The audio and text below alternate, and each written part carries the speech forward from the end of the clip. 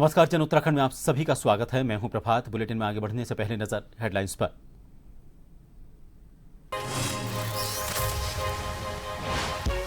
उत्तराखंड में अधीनस्थ सेवा चयन आयोग और लोक सेवा आयोग से चयनित अभ्यर्थियों को नियुक्ति पत्र वितरण का समारोह। मुख्यमंत्री पुष्कर सिंह धामी ने दी शुभकामनाएं, युवाओं को पारदर्शी रोजगार देने की प्रतिबद्धता दोहराई।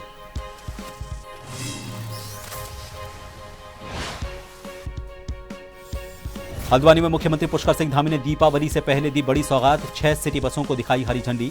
यातायात व्यवस्था होगी सुगम। डेमोग्राफी चेंज पर बोले धामी, सांस्कृतिक मूल्यों से नहीं कोई समझौता।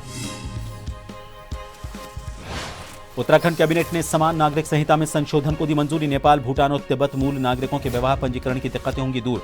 अब आधार की जगह वैकल्पिक प्रमाण पत्र होंगे मान्य।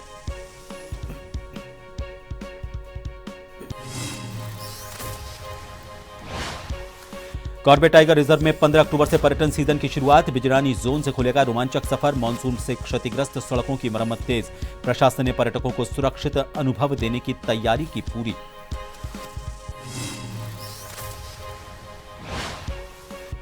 और त्योहारों से पहले प्रदेश में पुलिस ने कड़ी की सुरक्षा व्यवस्था। मुख्य चौराहों और बाजारों में सघन चेकिंग। दिवाली पर बाजारों में बढ़ी रौनक। मिट्टी के दियों की बढ़ी मांग तो चाइनीज उत्पादों से घट रही डिमांड।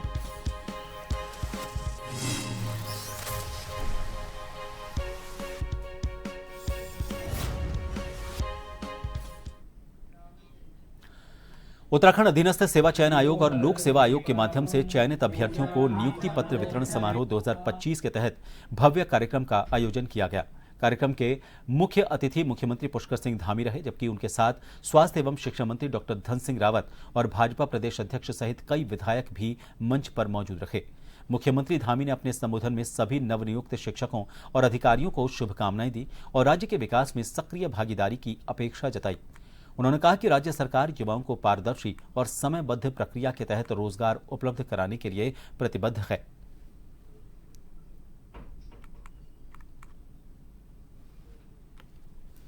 मैं आप सभी को आज इस अवसर पर चयनित होने वाले अभ्यर्थियों को मैं सभी को हार्दिक बधाई देता हूं, शुभकामनाएं देता हूं और आप सभी के उज्जवल भविष्य की कामना करता हूं। और जैसा सचिव शिक्षा रविनाथ रमन जी ने कहा कि आज का दिन आपके जीवन में एक नए अध्याय की शुरुआत हो रही है और ऐसे अवसर पर आप सभी के बीच में उपस्थित होना मेरे लिए भी बहुत प्रसन्नता का विषय है। और सच में जब भी हम नियुक्ति पत्र वितरण का कार्यक्रम करते हैं तो सच में एक ऐसा मन में संतोष होता है कि इतनी सारी नियुक्तियां और उसके समारोह होना हम लोगों को जितनी प्रसन्नता होती है उससे कहीं अधिक आपको होती है जिनको नियुक्ति पत्र मिलते हैं। और हल्द्वानी में मुख्यमंत्री पुष्कर सिंह धामी ने दीपावली से पहले शहरवासियों को सिटी बस की बड़ी सौगात दी। मुख्यमंत्री पुष्कर सिंह धामी ने 6 सिटी बसों को हरी झंडी दिखाकर रवाना किया। ये सभी सिटी बसें हल्द्वानी शहर के विभिन्न रूट्स पर चलेंगी, जिससे शहर की यातायात व्यवस्था सुगम और सरल होगी। देहरादून के पछवादून समेत राज्य के कई क्षेत्रों में डेमोग्राफी चेंज पर मुख्यमंत्री पुष्कर सिंह धामी ने स्पष्ट कहा कि किसी भी हाल में राज्य की डेमोग्राफिक और सांस्कृतिक मूल्यों को नहीं बदलने दिया जाएगा।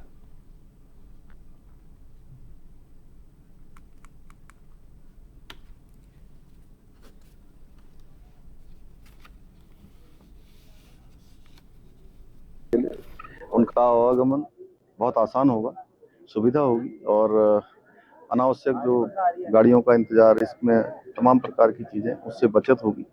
मैं सभी को बहुत शुभकामनाएं देता हूं, बधाई देता हूं कि ये संचालन आज जो प्रारंभ हुआ है ये अनवरत रूप से जारी रहे। राज्य की डेमोग्राफी है, राज्य के सांस्कृतिक मूल्य हैं, ये किसी भी कीमत पर खराब नहीं होना चाहिए। यहाँ का मूल अस्तित्व बचा रहना चाहिए। उसके लिए डेमोग्राफी को लेकर सभी जिलाधिकारियों को पहले ही निर्देश दिए जा चुके हैं कि इसमें जिन लोगों के भी कालखंड में इस प्रकार की गतिविधियां बढ़ी हैं या जो जिसके पात्र नहीं है, जैसे आधार कार्ड बन जाना, राशन कार्ड बन जाना, बिजली का कनेक्शन मिल जाना, जिसके समय में भी ये हुआ होगा, वो भी सब जिम्मेदार होंगे और यहाँ की डेमोग्राफी किसी भी कीमत पर खराब नहीं होने दी जाएगी। पहले के समय में काफी डेमोग्राफी का यहाँ पर अंतर हुआ है। मुख्यमंत्री पुष्कर सिंह धामी की अध्यक्षता में हुई राज्य कैबिनेट की बैठक में उत्तराखंड समान नागरिक संहिता में एक बार फिर संशोधन को मंजूरी दी गई है। इस संशोधन से अब नेपाल, भूटान और तिब्बत मूल के नागरिकों के साथ उत्तराखंड के नागरिकों के विवाह पंजीकरण में आ रही बड़ी दिक्कतें दूर हो जाएंगी। गौरतलब है कि उत्तराखंड देश का पहला राज्य है जिसने 27 जनवरी 2025 को समान नागरिक संहिता लागू की थी। इसके तहत विवाह, तलाक, उत्तराधिकार और लिव इन संबंधों से जुड़े नियम एक समान किए गए थे। लेकिन विदेशी मूल के नागरिकों से विवाह के मामलों में आधार कार्ड की शर्त से कई जोड़ों को कठिनाइयों का सामना करना पड़ रहा था। अब नेपाली और भूटानी नागरिकों को विवाह पंजीकरण के लिए आधार कार्ड की जगह नागरिक प्रमाण पत्र या भारत में 182 दिन से ज्यादा निवास का प्रमाण पत्र देना होगा। वहीं तिब्बती मूल के नागरिकों को विदेशी पंजीकरण अधिकारी द्वारा जारी प्रमाण पत्र प्रस्तुत करना होगा। पहले इन देशों के नागरिकों के पास आधार कार्ड न होने के कारण विवाह पंजीकरण में गंभीर दिक्कतें आ रही थीं। कई विवाह आवेदन महीनों तक लंबित रह जाते थे या निरस्त हो जाते थे। अब संशोधन के बाद ये प्रक्रिया सरल और पारदर्शी बन जाएगी।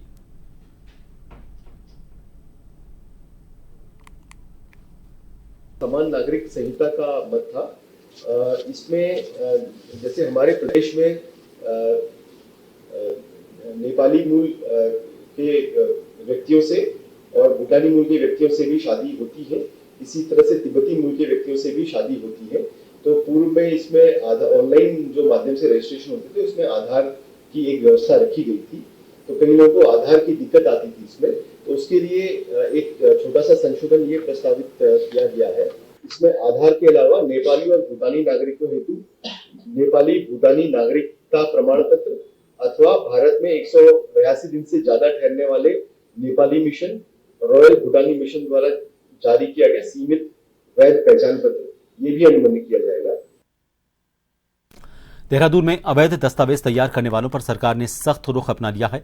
मुख्यमंत्री पुष्कर सिंह धामी ने कहा कि जो भी लोग राशन कार्ड, आधार कार्ड या बिजली कनेक्शन जैसे दस्तावेज अवैध रूप से बनवाने या दिलाने में शामिल पाए जाएंगे, उनके खिलाफ कठोर कार्रवाई की जाएगी।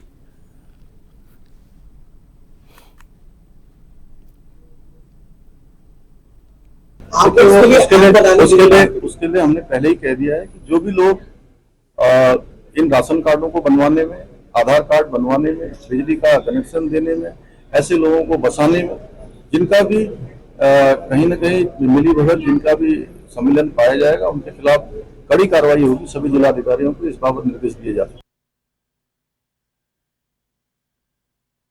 उत्तराखंड उच्च न्यायालय ने हेमवती नंदन केंद्रीय विश्वविद्यालय गढ़वाल की स्पेशल अपील पर सुनवाई की। अदालत ने वर्षों से कार्यरत कर्मचारियों के संबंध में पूर्व में दिए गए एकलपीठ के उस आदेश को संशोधित कर दिया है जिसमें कर्मचारियों को नियमित करने के लिए कहा गया था। एकलपीठ के इस आदेश को विश्वविद्यालय ने हाईकोर्ट में स्पेशल अपील के माध्यम से चुनौती दी थी। मुख्य न्यायाधीश जी नरेंद्र और न्यायमूर्ति सुभाष उपाध्याय की खंडपीठ के समक्ष मामले की सुनवाई हुई।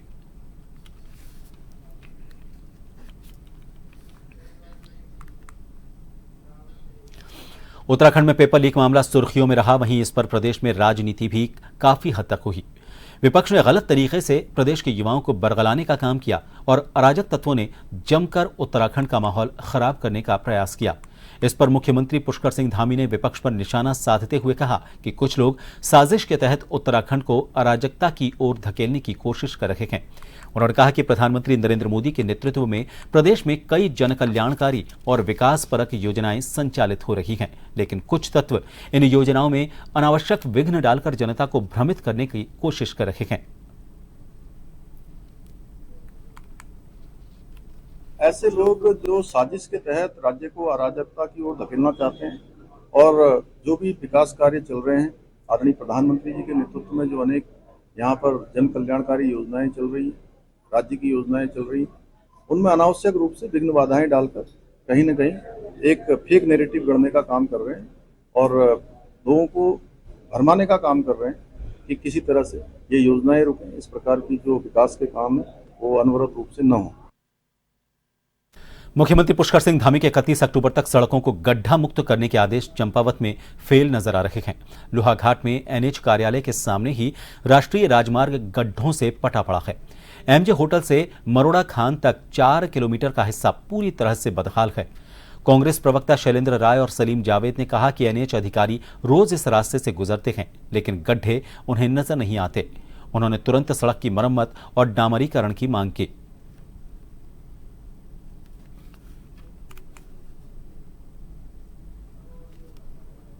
इसमें बहुत ज़्यादा परेशानी हो रही है। एक तो ये सिंगल रोड है, अभी भी ये डबल रोड में जो तब्दील होनी थी वो नहीं हुई है, और एमजे से मोड़ खान तक इसकी बहुत ही मतलब जो है दुर्दशा हुई है। इसमें कभी भी कोई दुर्घटना हो सकती है, क्योंकि आजकल ट्रैफिक बहुत ज़्यादा हो गया है। तो मेरा यही कहना है कि आपके माध्यम से कि सरकार इसको शीघ्र इसको मतलब ठीक तरह से बनाए, या गड्ढे वड्ढे जो भी हैं उसको सही करे, ताकि भविष्य में कोई इस तरह की घटना ना घटे। ये तो अधिकारी लोग सोए हैं, इनको जगाना चाहिए, और आपके माध्यम से जगना चाहिए उनको। तुरंत ये जो है कार्य शुरू करना चाहिए, और सुचारू रूप से जो है यहाँ पे कोई ट्रैफिक चले। टीवी, समाचार पत्रों और सोशल मीडिया के माध्यम से हमें यह मालूम पड़ा कि माननीय मुख्यमंत्री जी के द्वारा गड्ढा मुक्त प्रदेश बनाने की मांग की थी, लेकिन बड़ा अफसोस है। मैं तो सोचूंगा कि भारतीय जनता पार्टी केवल अखबारों तक का, समाचारों तक का ही सीमित रहती है अपनी, लेकिन आज सबसे बड़ी दुर्दशा एनएच की हुई है। आप जहाँ पे एनएच का मुख्य कार्यालय है लोहा घाट के अंदर, वहाँ से लेकर मरोड़ा खान तक जो रोड की हालत है, कोई भी भयंकर दुर्घटना वहाँ पर हो सकती है। ये तो एनएच का मामला है, क्योंकि इसमें लगातार कार्यदायी संस्था रहती है, लेकिन उन लोगों को अपने मुंह के आगे गड्ढा देखते हैं। माननीय मुख्यमंत्री की जो 31 अक्टूबर तक का जो घोषणा थी कि गड्ढा मुक्त प्रदेश बनाएंगे, मुझे तो नहीं लगता इसमें कोई कार्रवाई हुई। लक्ष्मण भैया, पहले आपके चैनल के माध्यम से माननीय मुख्यमंत्री जी को धन्यवाद प्रेषित करते हैं कि माननीय मुख्यमंत्री जी धनबाद डिस्ट्रिक्ट और पूरे उत्तराखंड के लिए चिंतित रहते हैं, और उनके द्वारा निर्देशित किया गया है एनएच खंड को कि हमारी सड़कें 31 अक्टूबर तक गड्ढा मुक्त हो जाएं। उसके बावजूद भी अधिकारी वर्ग कुछ बेलगाम हो रहे हैं, और एमजे होटल से मरोड़ा खान तक की जो स्थिति है, जो हमारा एनएच हाईवे है, तो वहाँ पर एनएच का खुद का कार्यालय है, वहाँ पर उनके सामने भी गड्ढे अभी तक भरे नहीं गए हैं, और गड्ढे हो रहे हैं, और हर समय दुर्घटना का अंदेशा बना रहता है। इसलिए सभी लोगों की अपील है, और माननीय मुख्यमंत्री जी का निर्देश भी है कि 31 अक्टूबर तक गड्ढा मुक्त किया जाए, और मेरे ख्याल से अब अधिकारियों के कानों में जुड़ रहेंगे, और डीएम साहब हमारे अच्छे आए हैं और दिन रात मेहनत कर रहे हैं जिले के लिए, तो कुछ समय पश्चात सड़कें गड्ढा मुक्त हो जाएंगी।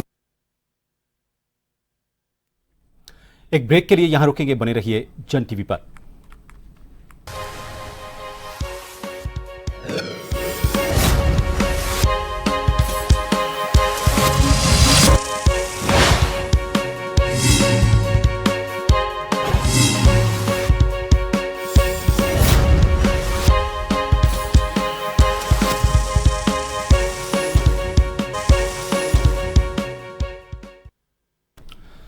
ब्रेक के बाद एक बार फिर आप सभी का स्वागत है। कालाढूंगी थाना क्षेत्र के अंतर्गत बन्नाखेड़ा इलाके में दो बाइकों की जबरदस्त भिड़ंत में 2 लोगों की मौत हो गई।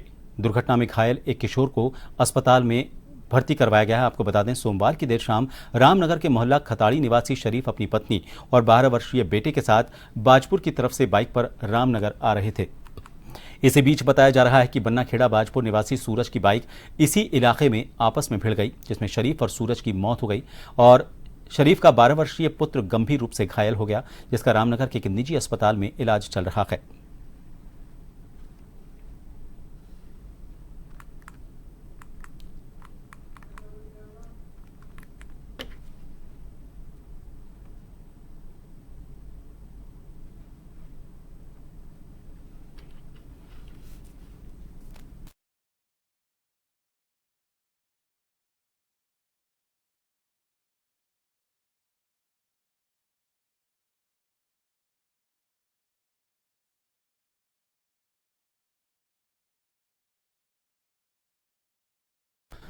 राष्ट्रीय स्वयंसेवक संघ की स्थापना के 100 वर्ष पूरे होने के उपलक्ष्य में देश भर में विभिन्न कार्यक्रम हो रहे हैं।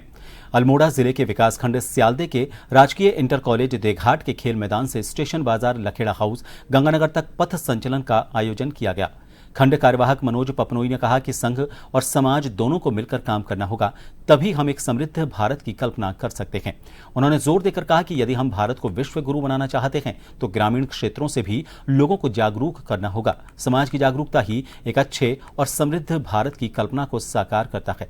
समाज में परिवर्तन लाने के लिए केवल सरकारें ही जिम्मेदार नहीं हैं, बल्कि समाज का हर व्यक्ति अपनी जिम्मेदारी समझे और समाज के प्रति अपनी भूमिका निभाए।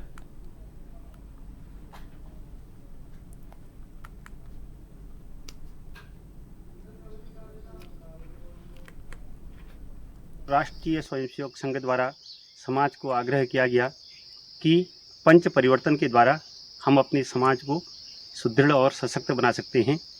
इन परिवर्तनों में कुटुंब प्रबोधन, सामाजिक समरसता, स्व का बोध, पर्यावरण संरक्षण एवं नैतिक कर्तव्य प्रमुख हैं। इन पंच परिवर्तनों के द्वारा ही हम अपने समाज को श्रेष्ठ एवं कल्याणकारी बना सकते हैं।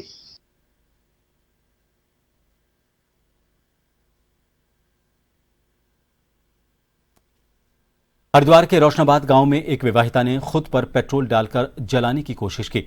महिला 80% तक झुलस चुकी है। उत्तराखंड महिला आयोग की अध्यक्ष कुसुम कंडवाल ने एसएसपी प्रमेंद्र डोभाल को कड़ी जांच के निर्देश दिए हैं। महिला के परिजन का आरोप है कि सास मानसिक रूप से प्रताड़ित करती थी। अध्यक्ष ने कहा कि ऐसी घटनाएं दुर्भाग्यपूर्ण हैं और महिला का बयान लेने के बाद दोषी को कठोर से कठोर सजा मिलनी चाहिए। आयोग ने मामले की गंभीरता से जांच कराने के आदेश दिए हैं।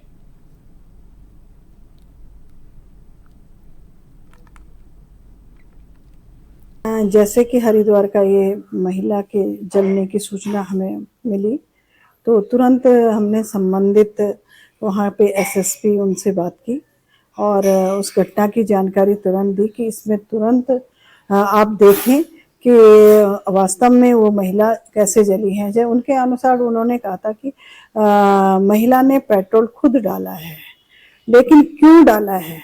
तो जो हमारे परिवारजनों से बात हुई, उसके लड़की के मायके वालों से बात हुई, तो उनका कहना था कि उन्हें उनकी सास बहुत परेशान करती थी, परिवार वाले जो भी परेशान करते थे, इसलिए उसने अपने पे पेट्रोल डाल दिया।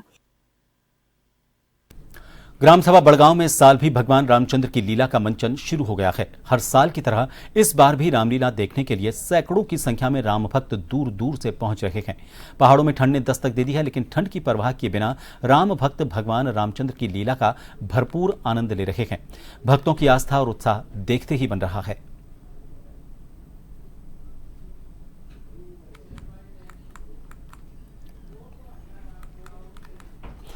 आगामी त्योहारों के मद्देनजर वरिष्ठ पुलिस अधीक्षक हरिद्वार के सख्त निर्देश पर जिले भर में पुलिस ने सुरक्षा व्यवस्था को मजबूत करने के लिए चेकिंग अभियान तेज कर दिया है।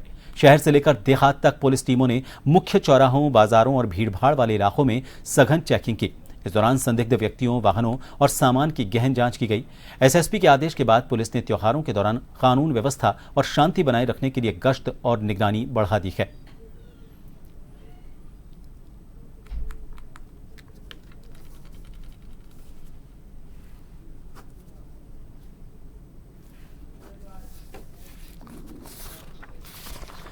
दिवाली नजदीक आते ही बाजारों में रौनक बढ़ गई है। कुम्हार समाज के लोग मिट्टी के दिए, मटकी, गुल्लक और करवे बनाने में जुटे हुए हैं। कुम्हारों को उम्मीद है कि इस बार उनके मिट्टी के दिए खूब बिकेंगे। हालांकि आधुनिकता के दौर में फैंसी दिए और लाइट ने लोगों को अपनी तरफ आकर्षित किया है। कुम्हार राम सिंह का कहना है कि बारिश के चलते दिए बनाने में देरी हुई है, लागत बढ़ी है। चाइनीज उत्पादों से मिट्टी के बर्तनों की मांग घट रही है।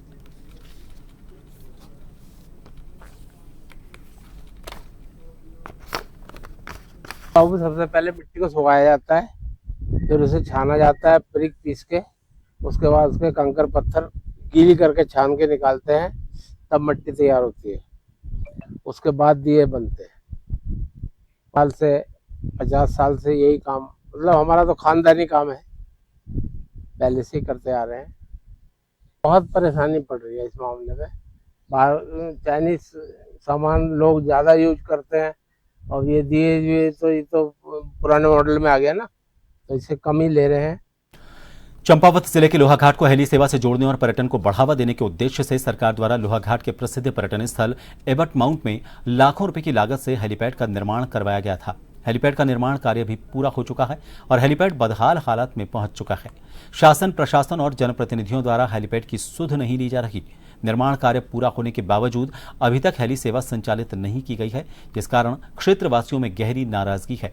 हेलीपैड से हेली सेवा तो संचालित नहीं हो पा रही, लेकिन युवाओं के बाइक सीखने का यह अड्डा जरूर बन गया है। एबट माउंट के सलीम जावेद और अन्य लोगों ने बताया कि सरकार ने पहले इस खूबसूरत और ऐतिहासिक खेल मैदान को लाखों रुपए लगाकर हेलीपैड में तब्दील किया। लगभग 1.5 साल होने के बावजूद अभी तक यहां से कोई भी हेली सेवा संचालित नहीं की जा रही और अब हेलीपैड क्षतिग्रस्त होता जा रहा है। इसकी कोई देखरेख नहीं है। 125 साल पुराना ये फील्ड है जिसको अंग्रेज़ों द्वारा बनाया गया था और एक इतनी अच्छी जगह है वहाँ पे, प्रकृति सौंदर्य इतना बढ़िया है, सामने देवदार के पेड़ और सामने फिर हिमालय पर्वत की छटा बिखरती हुई, जो मतलब पर्यटक भी वहाँ पे घूमने आएंगे तो मंत्रमुग्ध हो जाता है। बहुत सुंदर ग्राउंड है वहाँ पर को, तो अंग्रेज़ों द्वारा बनाया गया था। उसमें मैंने खुद 29 साल राजीव क्रिकेट शर्मा क्रिकेट प्रतिभा होती थी उसको चलाया वहाँ पर मैंने। तो इस बीच सरकार द्वारा उस ग्राउंड को एक तरह से उसका मतलब बिल्कुल छीन उड़ करके उसको एक हेलीपैड का रूप दे दिया गया, जो 1.5-2 साल से उसको भी मतलब सुचारू रूप से अभी काम नहीं किया गया उसमें भी। तो पहले तो बच्चे काफ़ी अच्छे खेलते थे, बहुत दूर दूर से टीमें आती थी, अब आज एक तरह से बिल्कुल वो उजाड़ हो गया है उसका, मतलब वहाँ पर उसको बेकार कर दिया सरकार द्वारा। मेरी आपके माध्यम से यही रिक्वेस्ट है कि या तो उसको पहले की तरह से ग्राउंड बना दिया जाए या फिर उसमें जो हेलीपैड बना है तो उसको सुचारू रूप से शुरू किया जाए। और इन सभी खबरों के साथ फिलहाल के लिए इस बुलेटिन में इतना ही। नमस्कार।